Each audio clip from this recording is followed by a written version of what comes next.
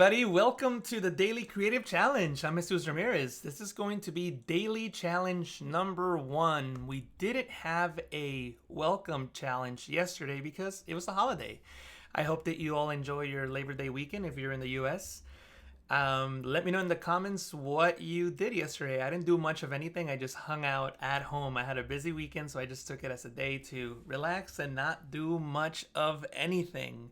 First of all, I'd like to welcome the people who are already here. I see a lot of familiar names. Sam, Aria, Sarah, thank you so much for joining me. Sam is here. I'm scrolling up. Wow, we got people from all over the place. Orlando, Michigan.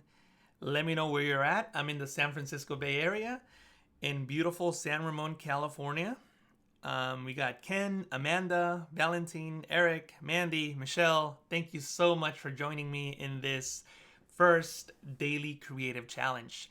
Before we get started, I just want to mention that you should go into the behance.net/challenge/Photoshop page, and you'll have access to this beautiful page here with this big blue button that you can click on to take the challenges. We're going to have 9 different challenges from now until Friday of next week, and we're going to be working with a whole lot of different Photoshop projects that are going to help you master some new skills and hopefully help you create some interesting portfolio pieces. For today's challenge, you will need a PSD. You can download the PSD from this page. If you scroll down, you'll see this box that reads Mixer Brush. Make sure that you click on the Get Started button. When you click on that, you'll have access to a Dropbox page that will allow you to download this PSD. And to be frank with you, you don't really need the PSD. I'm just providing a file so that you could have something to work with now, but ideally you'll use one of your own photos for this challenge. I also would like for you guys to scroll to the bottom of the page and click on Join Us with the chat community box right here, or you can go into this link right above my head there. That is the link to our Discord page, which looks a lot like this. Actually, this is it. It doesn't look like it because this is really what it is. But the Discord page is a community where myself and the other Adobe mentors, you see them here, Claudia, Sam, Tim, they're there to help you with any questions, comments, concerns. So if you have any questions of anything that I show, you can post them on here. I can answer those questions for you, or somebody else can help you with your questions. Also, in the current challenge tab, you can post the work that you do so that we could see what you do and we can give you feedback on it. You can ask questions. So come into this page, check out the current challenge page, and also check out all the other tabs like the tips and tricks tab, career advice, all these different things that are there to help you become a better artist, a better designer, a better creative. So highly recommend this resource for you. Once again, you can go on to this link right above my head so that you could come into this page. So before we get started, once again, I'd like to mention that you can download the starter file under Mixer Brush. Click on Get Started. That's on behance.net/challenge/Photoshop. Again, you don't need to use this file. I'm just providing one for you in case you don't have one, but you can use any photo that you like. Let me just check out the comments, make sure that everybody is on the right page here with me. Wow, a lot of people from everywhere. UK, Brazil, New York. Awesome. Oh my God, I want to say your name, but I hope I don't butcher it here. Somebody said, hi, Jesus, and it's Abdelaram. I hope I pronounced it correctly. How's it going? We got somebody from Dublin, Ireland. Awesome. San Francisco, just basically across the street from me. Edward, Marielle from Barcelona. Nice. I've never been to Barcelona. That's one of the places I really, really would like to visit very soon. I'm really, really hoping to get to Barcelona soon. Alejandro from Argentina. Ben from Texas. Thank you so much for joining me, guys. I really, really appreciate you guys being here with me. And we have also Carla from San Francisco. Thanks so much for spending your holiday weekend watching my YouTube videos. I really, really appreciate that. Thank you so much, Carla. So yeah, I hope that everybody had a chance to download that file so that we can get started with Photoshop. Let me open it up. So this is the file that you have on that Dropbox link. It is an Adobe stock asset. So your version will have a watermark. You can work with the watermark just to practice, but remember, use your own images once you've mastered the technique. And if you want to license the image and use this image for your project, you can right click and select license image. Mine is disabled because I've already licensed the image, but you can license it if you want, or just use your own photo. And actually, let me open up one file, this one here. This is going to be the final version. So we're going to create sort of like a old master's painting type of effect using the mixer brush. And it's all non-destructive, of course. Let me just bring up the opacity on this layer. And basically, we're just going to turn that photo into this. Since this technique requires a bit of time, I'm just going to show you the technique and I'm going to apply it into different parts of his face and his body. But then obviously with your own images, you're going to need to spend a little more time getting it to this point. I'm just going to show you the main steps, and then on your own, you can spend a whole lot of time fine-tuning it and making it look more like an actual painting. Now I'm going to go back into this file and we're going to work with this layer. Now, before we get started, I do want to point out that there is a filter in Photoshop that allows you to create an oil paint effect. And it's pretty good. I want to show it to you because it is a good filter, but it does have some drawbacks. So first, let me apply it and we'll talk about it for just a moment. I'm going to go into Filter, Stylize, Oil Paint. And that brings up the oil paint filter. And you can see what it's doing here. If you uncheck or check this box, you can see the preview. And you can start adjusting these controls to try to get a painterly effect. And you can adjust the lighting to control how the paint looks on screen. I'm going to press OK, and you'll see that Photoshop does a pretty good job, but in some cases it just looks a little too, it doesn't look organic enough. It looks a little computer generated. So the reason that you would want to use the effect that I'm going to show you today is so that you have more flexibility. It looks a little more realistic, and you have that hand, the imperfections of your hand will help the effect look more realistic. So it does take a little more time to filter, but just like with everything else, when you do something manually, it just looks a lot better. It just takes a little bit longer to do. So that option is there if you need it. If you need the filter and you're happy with it and the effect is good for your purposes, then go right ahead and use the filter.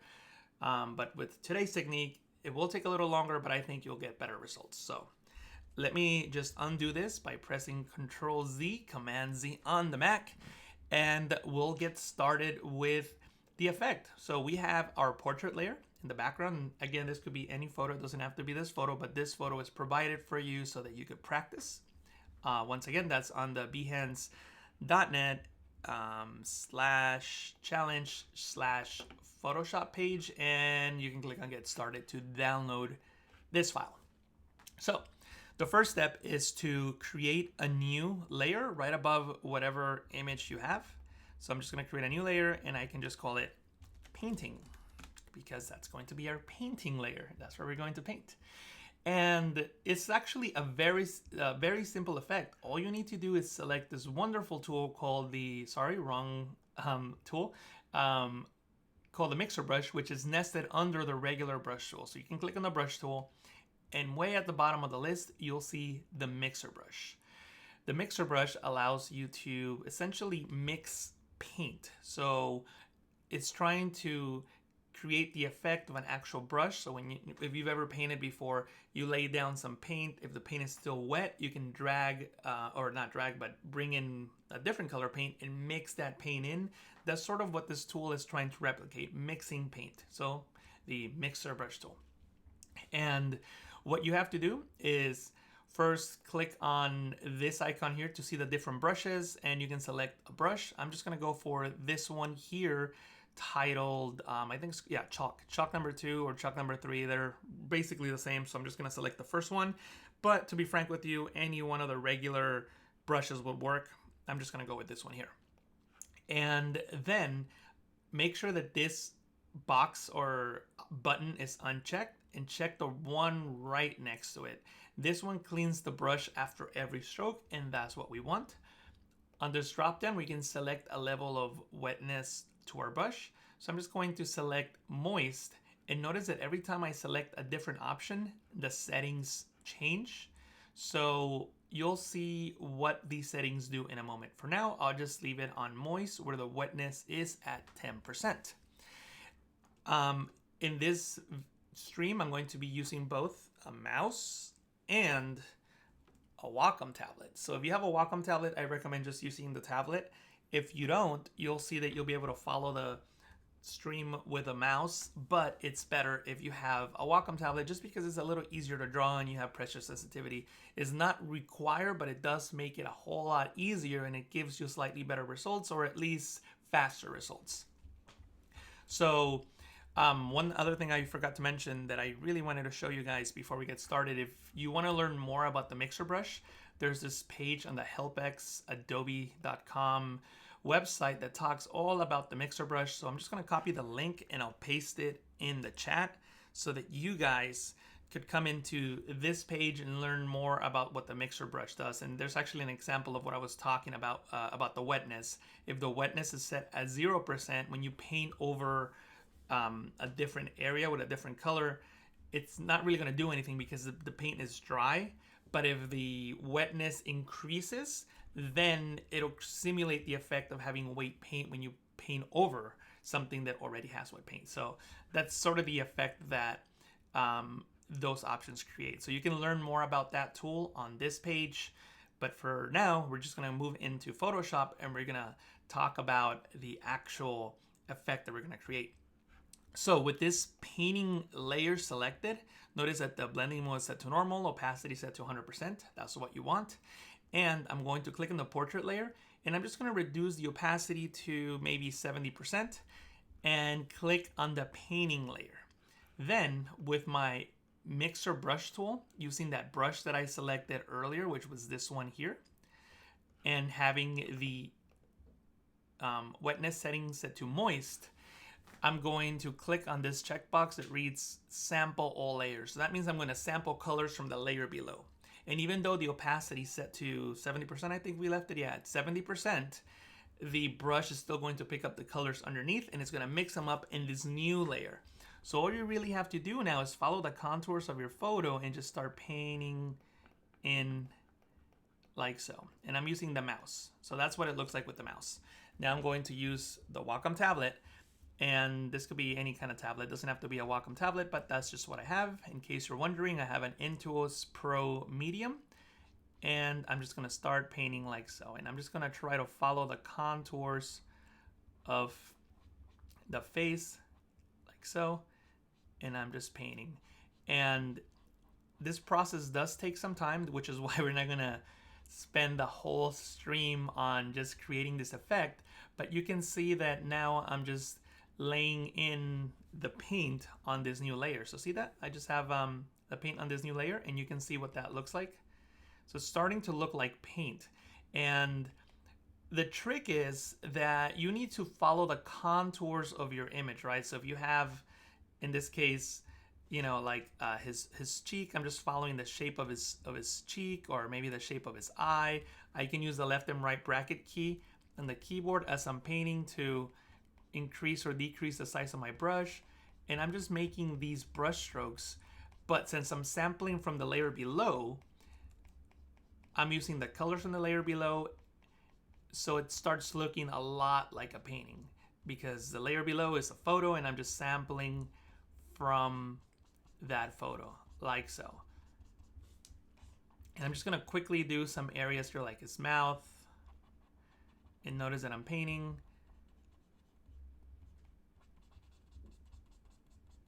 And with your image, you do want to spend a little more time fine-tuning it. Obviously, I'm going really quickly here because there's other things I want to show you before we run out of time. But you can see how I'm just creating this painting effect, and I'm following the contours of his face. I'm just going to go a little faster here. Now, another thing I wanted to show you is that you can play around with the wetness of your brush. So if I set my wetness to something crazy like, 78, you'll see the difference. See how it just starts smudging and mixing the paint more? That's totally up to you. Feel free to play around with the different levels of wetness and create the effect that better works for your image. And this is all you're really doing. You're just basically tracing the image, making it look like a painting. The imperfections make it look more realistic. So unlike the filter, you have total control of how you mix the paint. And again, since you're doing it with your hand, it does feel a whole lot more realistic than just using a filter that uses an algorithm to try to determine, what a painting would look like. So obviously this gives you a whole lot more flexibility. So you can just continue doing that until you have your entire image painted, or you don't even have to paint your entire image. I'm just gonna go with a really big brush here, and maybe like your effect just, it's almost like a unfinished painting, right? So maybe you could just do something like that. And I'm just doing it quickly here just to try to get the main pieces of his face, but maybe your actual piece is not like an entire painting, maybe it's just that, so maybe we can just make a off-white color and bring it down, and maybe that's your final result. It doesn't have to be a completed painting. That's totally up to you. I'm just showing you the technique of how you can get that look of a painting by using the mixer brush. So just like the old cooking shows, through the magic of television, in this case the magic of the internet, I have a completed piece right here, and I'm just gonna drag out the painting. And all these other adjustments, I'm not even gonna worry about. I'm just gonna pretend like we just spent all this time just going through the image, and I got it all painted. So that's the technique that I used to get to this point. Just started painting over the entire image. Somebody wrote, I have a Surface Book. I used to have a Surface Book, don't have one anymore, but they're great. I really like my Surface Book. I had one of the first generations of the Surface Book, which is like the one that looks more like a laptop. But anyway, good computers. I used to draw and paint a lot with it. Don't have it anymore, unfortunately. But that's not the point. The point is that you can just come in and keep fine-tuning your image as much as you want. And to create that old style painting effect, what I'm going to do is just create a vibrance adjustment layer and reduce the vibrance. So just desaturate it a little bit. So vibrance is another way of saturating or desaturating an image. When you increase the vibrance, it protects saturated pixels and skin tones, and if you drag it the other way, it does the opposite. So I'm just trying to reduce the saturations or the pixels that are most saturated, so the reds and any other color that is too saturated, because I'm trying to go for that old brown look effect. So I'm first desaturating the image, and then I'm going to add a little bit of that brown color to the image. And I'll do that by selecting the solid color.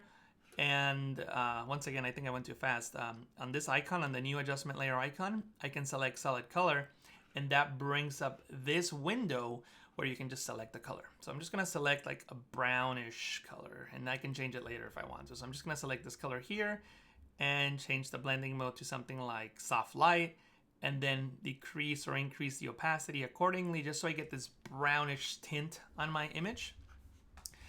I could also play around with the color lookup adjustment layer. So if you don't want to use the solid fill layer, you can create a color lookup adjustment layer and just play around with the different LUTs. So these are lookup tables, or essentially files that are traditionally used in film for color grading. We can use them in Photoshop, and we have several to choose from. The one that might work in this case might be the candlelight color lookup adjustment layer, and just reduce the opacity accordingly. You can use one or the other, or a combination of both. Totally up to you what you use. I'm just giving you different options so that you can play around and get better results with your image.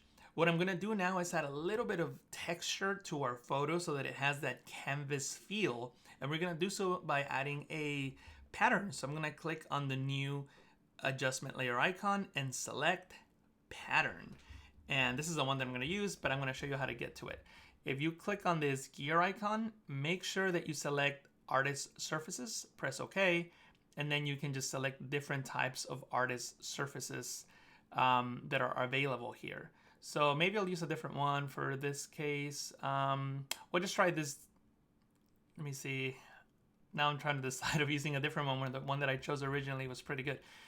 Well, this one looks a lot like it'll work for this case. So I'll select this one here, which is the fourth one on the list. If you hover over it, you can see the name of it, and you can adjust the scale if you want.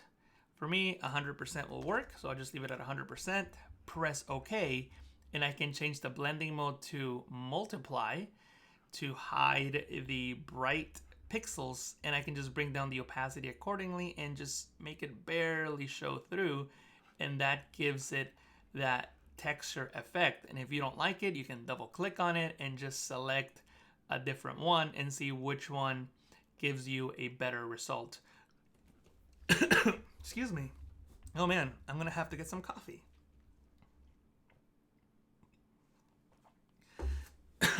Excuse me. Another thing that you can do is instead of using just the opacity to blend the layer with multiply, you can select soft light and see if that gives you a better result. In this case, it doesn't, so I think that I'm going to stick with multiply. The difference is that multiply hides the bright pixels and it keeps the dark pixels.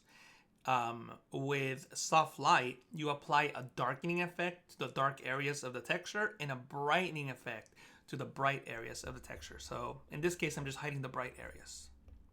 But yeah, you can just keep adjusting the texture as much as you want, and that gives you that result that you see there. If you want to do one extra step, you can press Control-Alt-Shift-E, that's Command-Option-Shift-E on the Mac, or you can slam your head up against the keyboard, and I'm sure you'll hit all those keys, and that will place the entire image on a new layer. So you're basically doing a copy all, pasting a new layer just with Control-Alt-Shift-E, Command-Option-Shift-E on the Mac. So now I have this whole new layer here, and I'm just going to convert it into a smart object so that I can apply a smart filter. So I can go into the camera raw filter and apply an effect to it. I can maybe warm it up a little bit. I can adjust the contrast, shadows and highlights, whatever works for your image. I can increase the texture, I can increase the clarity, and I can also start adding effects like a little bit of grain so that it's not so smooth, and maybe add some vignetting like so. And one thing that I didn't mention that might be able to work on this image, and we have a couple minutes, so I'll quickly show you. Another thing that you can do is if you want to get more of that painting effect, like you actually want to see the brush strokes, what you can do is create a new layer above your painting layer. And I'm just going to create one brush stroke with the mixer brush. So I'm just going to create one brush stroke. There it is. See that? Just one brush stroke right there. And what I'm going to do is I'm going to double click on the side of the layer, and I'm going to click on bevel and emboss, and I can adjust the bevel and emboss a depth of maybe 1%, and change the highlight mode to soft light, reduce the opacity, and the shadow mode, set it to soft light as well, reduce the opacity so you can kind of see some texture there. Press OK. Maybe I'll reduce the opacity just a bit to about 67%, whatever works in your case, and then you can just start painting like so, and just start adding these brush strokes. And you're sort of simulating paint on top of the paint that you already have. It just helps it feel a little more organic.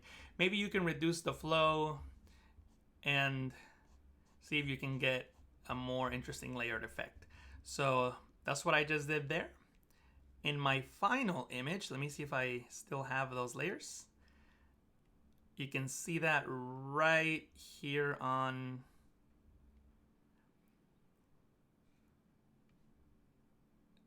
this layer. Where is it? This layer. See that? It's very subtle. And that's a different texture that I use. So you can use whatever texture you want, the one that helps your painting look more realistic, more the way that you intend it to look. Remember to work non-destructively, so you can always enable and disable layers and change your effect. Let me know in the comments what you think about this technique. I can't wait to see what you guys come up with. Remember to share it on the Discord page. Once again, the Discord page is right here. Make sure that you go under current challenge. You get to this page by going to that link right above my head.